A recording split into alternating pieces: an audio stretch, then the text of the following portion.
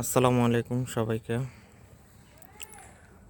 আজকে সর্বমোট 22টা কলা গাছ উঠানো হয়েছে এবং এই কলা গাছগুলোকে আমার এই বাগানে লাগানো হয়েছে।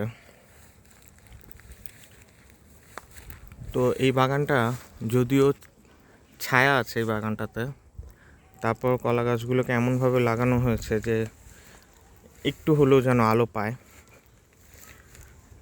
আর এখানে কলা গাছগুলো লাগানোর উদ্দেশ্যটাই হচ্ছে এই জায়গার মাটিকে উর্বর করা।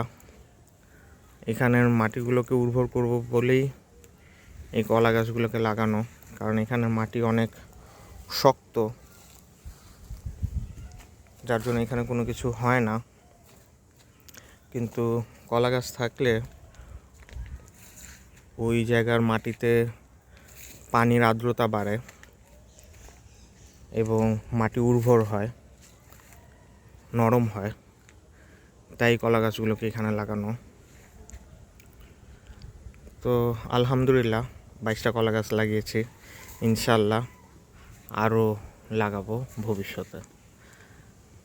আপনারা সবাই ভালো থাকবেন। আল্লাহ হাফেজ।